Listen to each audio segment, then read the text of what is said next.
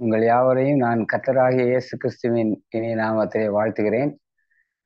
உங்களை இந்த ஜூம் கூட்டத்தின் வாயிலாக சந்திப்பதிலே நான் மிக்க மகிழ்ச்சி அடைகிறேன். கர்த்தர் தாமே உங்கள் அனைவரையும் தொடர்ந்து ஆசீர்வதிப்பாராக. அமெரிக்க அரசால் விலைக்கு வாங்கப்பட்ட மாகாணம் ஸ்டேட் எது என்று உங்களுக்கு தெரியுமா? அமெரிக்க அரசால் விலைக்கு வாங்கப்பட்ட ஒரு மாகாணம் யாருக்கா தெரியுமா உங்களுக்கு? ஹவாய் நினைக்கிறேன். அலாஸ்கா. அலாஸ்காங்கிற மாகாணத்தை தான் அமெரிக்க ஐக்கிய நாடுகள் 1867 வருஷத்திலே விலைக்கு வாங்கியிருந்திருக்கிறார்கள். அந்த நேரத்திலே அந்த மாகாணத்திற்கு அவர்கள் கொடுத்த விலை, ரஷ்யாவிடத்திலிருந்து விலைக்கு வாங்கினார்கள். 72 லட்சம் டாலருக்கு அந்த முழு மாகாணத்தையுமே விலைக்கு வாங்கினார்கள். எதற்காக அதை விற்றார்கள் என்று தெரியாது, ஆனால் அமெரிக்க தேசம் அதை விலை கொடுத்து வாங்கினது. மிகப்பெரிய மாகாணம், இந்தியாவிலே பாதி அளவு இருப்பதாக குறிப்பிட்டிருக்கிறார்கள். அவ்வளவு பெரிய ஒரு பரப்பளவு. ஒரு ஏக்கருக்கு என்று பார்த்தால் அவர்கள் கொடுத்த விலை 2 சென்ட், அவ்வளவுதான். ஒரு ஏக்கருக்கு விலை 2 சென்ட். அப்படின்னா நம்ம இந்தியா மதிப்பில் ₹1.70. ஒரு ஏக்கர் நிலம் ₹1.70 அவங்க வாங்கியிருக்காங்க அந்த நேரத்துல. இதுல மொத்த ஜனத்தொகையே இந்த அலாஸ்கா மாகாணத்துல வெறும் 7.5 லட்சம் பேர் தான் அவங்க வாழ்ந்துகிட்டு இருக்காங்க. அவ்வளவு குறைவான மக்கள் தொகை அங்கே இருக்கிறது. அப்படி கணக்கு பார்க்கும்போது அதுல 494 ஏக்கருக்கு ஒரு ஆளு. அப்ப அந்த பரப்பளவை கொஞ்சம் யோசிச்சு பார்த்துக்கிட்டுங்க. 494 ஏக்கர் பரப்பளவுக்கு ஒரு ஆள் வீதம் இப்பொழுதும் அங்கே வசித்து கொண்டிருக்கு. இவ்வளவுதான் இருக்காங்க. ரொம்ப குறைவான மக்களே அங்கே வாழ்ந்து கொண்டிருக்கிறார்கள். இந்த மாநிலத்தை பற்றி பலர் பலவிதமான கட்டுரைகள் எழுதியிருக்கிறார்கள். ஒரு கட்டுரையாளர் என்ன சொல்றாருன்னா, அமெரிக்காவின் ஐஸ் பெட்டி அப்படி என்று இதை கிண்டல் அடித்து அவர் எழுதியிருக்கிறார். அமெரிக்காவின் ஐஸ் பெட்டி. ஏனென்றால் சில நேரங்களிலே -51 டிகிரி அளவுக்கு குளிர் நிலவுமாம் இந்த மாகாணத்திலே. அப்படி என்றால் யோசித்து பார்த்து கொள்ளுங்கள். நீங்க மெரிலேண்ட்ல இருக்கிறவங்க, நீங்களே குளிர் தாங்க முடியாம கஷ்டமா இருக்கும் போது அங்க -51 டிகிரின்னா யோசிச்சு பாருங்க எப்படி இருக்கும்னு அங்குள்ள மக்களுக்கு. அவ்வளவு ஒரு விசித்திரமான ஒரு இடமாக அது இருக்கிறது.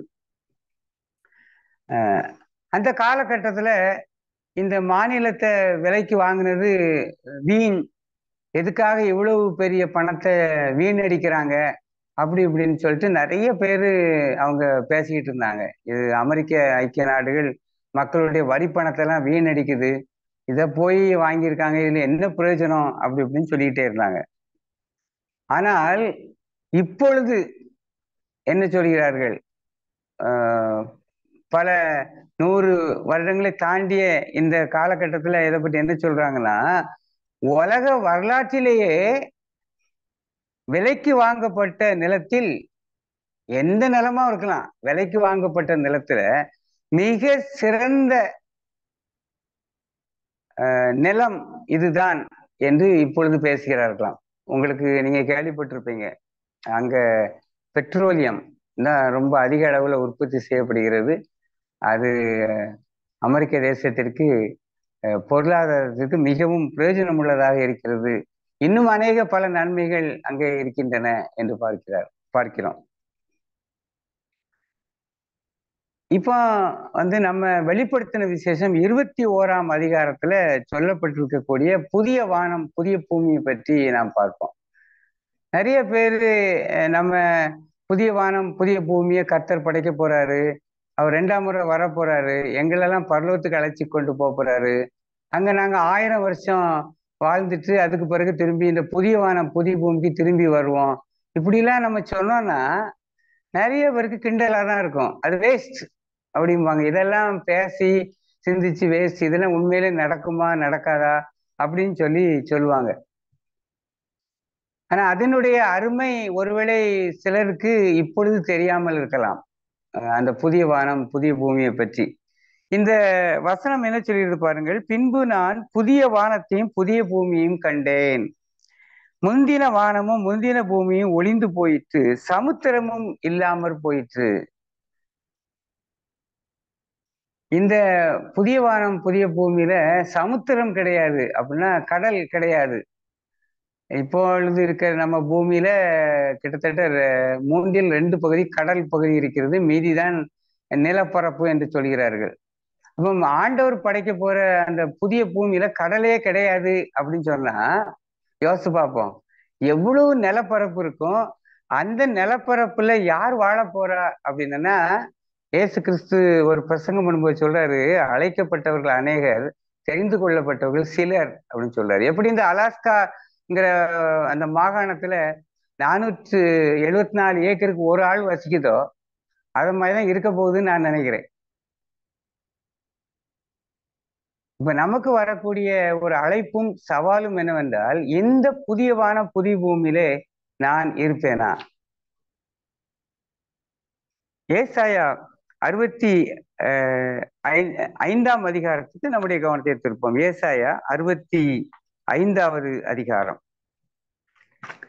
அந்த அதிகாரத்திலும் ஏசாயா பக்தன் இந்த புதிய வானத்தை குறித்து புதிய பூமியை குறித்து பேசுவதை நாம் பார்க்க முடிகிறது. 65வது அதிகாரம் 17வது வசனம். இதோ நான் புதிய வானத்தையும் புதிய பூமியும் சிருஷ்டிக்கிறேன், முந்தினவைகள் இனி நினைக்கப்படுவதும் இல்லை, மனதிலே தோன்றுவதும் இல்லை. இந்த பழைய பூமி, இப்ப நம்ம வாழ்ந்துகிட்டு இருக்க இந்த பூமியில என்னென்ன அக்கிரமங்கள் இருக்கு, என்னென்ன பிரச்சனை இருக்கு, இதெல்லாம் நம்ம கொஞ்சம் யோசித்து பார்த்தோம்னா சில நேரங்கள்ல நமக்கு ஒரு விரக்தியா இருக்கு, ரொம்ப மனசுக்கு சங்கடமா இருக்கு நடக்கக்கூடிய காரியங்கள் எல்லாம் பார்த்தோன்னா. இங்க நம்ம பார்க்கும்போது என்ன போட்டிருக்கு, முந்தினவைகள் இனி நினைக்கப்படுவதும் இல்லை.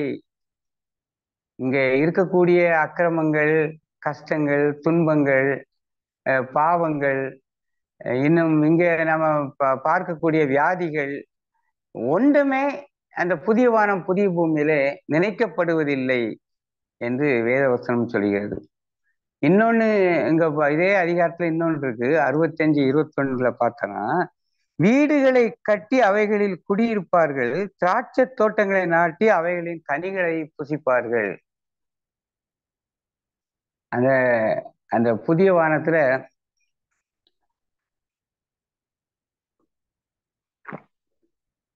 அந்த புதிய வானம் புதிய பூமி, அந்த புதிய பூமியில நம்ம வீடுகளை கட்டி அவைகளில் குடியிருப்போம் என்று சொல்கிறது. அது ஒரு ஆனந்தமான பட்டணம், ஆனந்தமான ஒரு பூமி.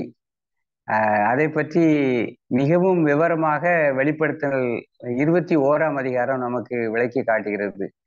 அந்த பட்டணத்திற்கு நாம் போக வேண்டும் என்றால் என்ன செய்ய வேண்டும் என்பதை நாம் அறிந்து அதன்படி நாம் நடப்பதற்கு நாம் முயற்சி செய்ய வேண்டும். அந்த புதிய வானம் புதிய பூமிக்கு ஒரு தலைநகரம் ஒன்று இருக்கிறது, வெளிப்படுத்தின விசேஷத்தில் இருக்கிறது. அந்த பரிசுத்த நகரம் தேவனிடத்திலிருந்து இறங்கி வர கண்டேன், அது மணவாளனுக்காக அலங்கரிக்கப்பட்ட மணவாட்டியை போல இருந்தது என்று சொல்கிறது. அங்க தங்கப்பட்டணம் என்று சொல்லுவார்கள் பொதுவாக. நாங்க சின்ன பிள்ளைகள்ல எங்களுக்கு விடுமுறை வேதாம் பள்ளியில படிச்சு தர்ற பாட்டுல ஒரு பாட்டம் தங்கப்பட்டணம் போவோம்னு சொல்லி படிச்சு தருவாங்க. ஆனா அங்க ரோடு தான் தங்கம், மற்றபடினா அது கட்டப்பட்டிருப்பது முழுவதும் மாணிக்க கற்கள் என்று நாம் வேத புத்தகத்திலே வாசிக்கிறோம். அப்போ இந்த பட்டணத்திற்கு போவதே என் வாஞ்சையாக இருக்க வேண்டும். இந்த புதிய வானம் புதிய பூமியிலே நான் வாழ வேண்டும் என்பதே நம்முடைய வாஞ்சையாக இருக்க வேண்டும். அதற்கு போக வேண்டும் என்றால் அழைக்கப்பட்டவர்கள் அநேகர், தெரிந்து கொள்ளப்பட்டவர்கள் சிலர் என்றால், அந்த சிலர் என்ற அந்த கூட்டத்திலே நான் இருக்க வேண்டும் என்றால், வெளிப்படுத்தின விசேஷம் 21:27 சொல்கிறது, தீட்டுள்ளதும் அருவருப்பையும் பொய்யையும் நடக்கிற ஒன்றும் அதில் பிரவேசிப்பதில்லை. பொய்யான ஒரு வாழ்க்கை வாழ்கிறவர்கள் அதிலே பிரவேசிப்பதில்லை என்று நாம் பார்க்கிறோம். அப்படி என்றால் யார் பிரவேசிப்பார்கள்? ஆட்டுக்குட்டியானவரின் ஜீவ புஸ்தகத்தில் எழுதப்பட்டவர்கள் மாத்திரமே அதில் பிரவேசிப்பார்கள். வெளிப்படுத்த 21:24 சொல்லுது, ரட்சிக்கப்படுகிறவர்கள் அதன் வெளிச்சத்திலே நடப்பார்கள். நாம் இந்த சாயங்கால வேளையிலே நம்மை நாமே கேட்டுக்கொள்ள வேண்டிய ஒரு மிக முக்கியமான கேள்வி, நான் ரட்சிக்கப்பட்டிருக்கிறேனா? முடிவு புரிந்த நிலைத்து நிற்க என்னால் முடியுமா? கர்த்தருடைய கிருபை என்னோட தங்கி இருக்கிறதா? நான் அவரை ஏற்றுக்கொண்ட அனுபவத்திலே வளர்ச்சி அடைந்து கொண்டே இருக்கிறேனா? என்னுடைய பெயர் இப்பொழுதும் ஜீவ புஸ்தகத்திலே இருக்கிறதா? அதை நான் அங்கே தக்க வைத்துக் கொள்வதற்கு நான் இயேசு கிறிஸ்துவை எப்படி பின்பற்ற வேண்டும் என்ற காரியங்களை மனதில் வைத்து நாம் வாழ வேண்டும். நிச்சயமாக அப்படி வாழ்வதற்கு தேவன் கிருபை தருவார். என்னை பலப்படுத்துகிற கிறிஸ்துவினாலே எல்லாவற்றையும் செய்ய எனக்கு பலன் உண்டு என்பதுதான் சந்தோஷமான ஒரு செய்தி. அந்த சந்தோஷமான செய்தியோடு நாம் இந்த தங்கப்பட்டணத்திற்கு, அதாவது இந்த புதிய பூமிக்கு வாழ்வதற்கு நாம் ஆயத்தமாக வேண்டும். கனடா தேசத்திற்கு வடமேற்கு பகுதியிலே அநேகர் வசிக்காத ஒரு பகுதி அது. அங்கே காடுகள் மலைகள் தான் நிறைய இருக்கும் அங்க அந்த பகுதியில. அங்கேயும் பனி சூழ்ந்த பிரதேசங்கள் நிறைய இருக்குது. 1896 அந்த பகுதியில் உள்ள கிளான்டைக் என்ற ஒரு ஆற்று பகுதி இருக்கிறது. அங்கே தங்கம் கிடைப்பதாக செய்திகள் வந்தது. அந்த காலத்திலே ஒருவேளை தொடர்பு சாதனங்கள் குறைவாக இருந்த காரணத்தினாலே மிக மெல்லமாகத்தான் அந்த செய்திகள் வரும். அமெரிக்க தேசத்திலிருந்து சென்ற 4 பேர் அதை தங்கம் இருப்பதை கண்டுபிடித்தார்கள். யூஹான் என்று ஒரு ஆற்று பகுதி இருக்கிறது. அங்கே ஏற்கனவே சிலர் சென்று தங்கங்களை தேடி கண்டுபிடித்துக் கொண்டிருந்தார்கள். அங்கேயும் தங்கம் கிடைத்தது. இந்த செய்தி மெல்லமாக பரவி அந்த கிளான்டைக் ஆற்று பகுதிக்கு அநேகர் புறப்பட்டு சொல்ல ஆரம்பித்தார்கள், படையெடுக்க ஆரம்பித்தார்கள் என்று சொல்ல வேண்டும். அநேகர் படையெடுக்க ஆரம்பித்தார்கள். கடும் பனி குளிர்காலம் பற்றி பொருட்படுத்தாமல் தங்கம் கிடைக்கும் இடம் நோக்கி விரைந்து செல்ல ஆரம்பித்தார்கள். 1897 சியாட்டல், சான் பிரான்சிஸ்கோ ஆகிய பகுதிகளுக்கு அங்கிருந்து கண்டெடுக்கப்பட்ட தங்கத்தை கொண்டு ஒரு கப்பல் வந்து சேர்ந்தது. சுமார் 7000 கோடி ரூபாய், இந்த நாளில சந்தை மதிப்பில் 7000 கோடி ரூபாய் அளவிலான தங்கத்தை கொண்டு சேர்த்தார்கள். இதை கேள்விப்பட்ட மக்கள் அநேகர் தங்களுடைய வீடுகளை விட்டு விட்டார்கள், தொழிலை விட்டு விட்டார்கள், வேலையை விட்டு விட்டார்கள். இப்படி கிடைக்கக்கூடிய பணங்களை சேகரித்து கொண்டு அங்கு தங்கம் கிடைக்கும் இடத்திற்கு புறப்பட ஆரம்பித்தார்கள். தங்க வேட்டை சூடு பிடித்தது என்று அந்த ஒரு வர்ணையாளர் எழுதுகிறார். தங்க வேட்டை சூடு பிடித்தது என்று சொல்கிறார். 1896 முதல் 1899 வரை சுமார் 3 வருடங்களிலே 1 லட்சம் பேர் அந்த தங்கம் கிடைக்கும் இடத்திற்கு புறப்பட்டு சென்றிருக்கிறார்கள். இவர்கள் மிக எளிதாக அங்கே செல்ல முடியாது.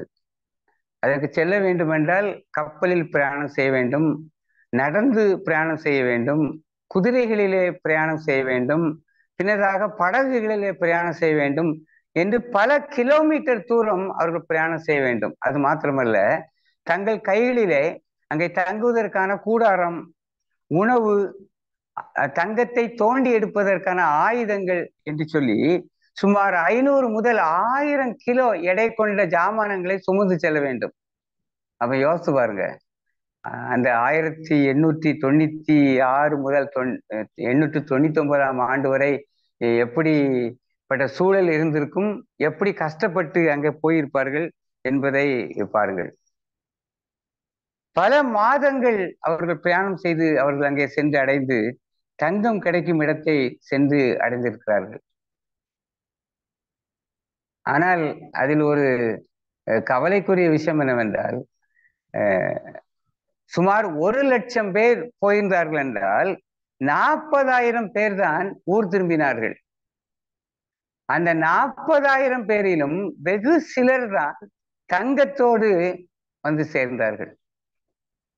மற்றவர்கள் எல்லாம் நிறைய பேர் அந்த வேலைகளை விட்டு, வீடுகளை விற்று, சொத்தை விற்று சென்ற காரணத்தினாலே ஏழைகளாகவே இருந்து ஏழைகளாகவே மரித்து போயிருக்கிறார்கள் என்று இந்த சரித்திர சம்பவம் சொல்கிறது. ஏனென்றால் அங்கே இருந்த சூழ்நிலை அவர்களுக்கு சாதகமாக இல்லை. அவர்கள் நினைத்தது போல் சில காரியங்கள் கிடைக்கவும் இல்லை என்று பார்க்கிறோம். இந்த உலகத்திலே வாழ்ந்து கொண்டிருக்கிற நாம் ஒரு ஆவிக்குரிய மோட்ச பயணத்திலே ஈடுபட்டு கொண்டிருக்கிறோம். தங்கப்பட்டணமாகிய அந்த பரம எருசலேமுக்கு நாம் பிரயாணப்பட்டு போய் கொண்டிருக்கிறோம். இந்த தங்கப்பட்டணம் போய் சேருவதற்கும் அதை அடைவதற்கும் இந்த உலகத்திலே வாழும் வாழ்க்கையிலே எத்தனை பிரயாசங்கள், எத்தனை துன்பங்கள், எத்தனை வியாகுலங்கள், எத்தனை மன உளைச்சல்களை நாம் கடந்து செல்ல வேண்டியது இருக்கிறது. ஆனாலும் அதன் மத்தியிலே நாம் மிகவும் பொறுமையோடு நாம் போய்கொண்டிருக்கிறோம்.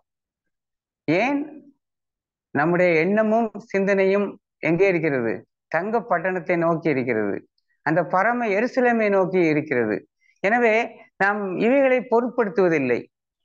கர்த்தருடைய கிருபையினாலே நாம் இவைகளை தாங்கி கொண்டு நாம் பொறுமையோடு, மிக பொறுமையோடு நாம் நம்முடைய ஆவிக்குரிய பிரயாணத்தை செய்து கொண்டிருக்கிறோம். பல பாரங்களை சுமக்க வேண்டியது அவசியமாக இருக்கிறது. மனபாரங்களை சுமக்க வேண்டியது அவசியமாக இருக்கிறது. உடல் ரீதியாக சில பிரச்சனைகளை நாம் சுமந்து திரிய வேண்டியது இருக்கிறது. சோர்ந்து போக வேண்டாம். தங்கப்பட்டணத்திலே நாம் சென்றடைந்தால் இந்த பிரச்சனைகளும், வியாகுலங்களும், மன உளைச்சல்களும் எல்லாம் மறைந்து போகும். ஆகினால் வெளிப்படுத்தல் 21:7 சொல்கிறது, ஜெயம் கொள்ளுகிறவன் எல்லாவற்றையும் சுதந்திரித்துக் கொள்ளுவான். நாம் வெறுங்கையாக திரும்ப வேண்டிய அவசியம் இல்லை. நாம் தங்கப்பட்டணத்திலே ஏழைகளாக வாழ வேண்டிய அவசியம் இல்லை. நாம் அந்த தங்கப்பட்டணத்திற்கு சென்று சேரும் பொழுது அங்கே நாம் சந்தோஷமாக, கண்ணீர் இல்லாத, கவலை இல்லாத, மரணம் இல்லாத அந்த ராஜ்யத்திலே நாம் என்றென்றும் நாம் வாழ இருக்கிறோம். இந்த கடினமான மோட்ச பயணத்திலே நாம் ஒரு பொழுதும் சோர்ந்து போகக்கூடாது. நமக்கு வரக்கூடிய துன்பங்கள், துக்கங்கள், பிரச்சனைகளிலே நாம் எப்படி நடந்து கொள்கிறோம்? நமக்கு பொறுமை இன்னமும் அவசியமாக இருக்கிறதா? கர்த்தரிடத்திலே கேட்போம், கர்த்தர் தருவார்.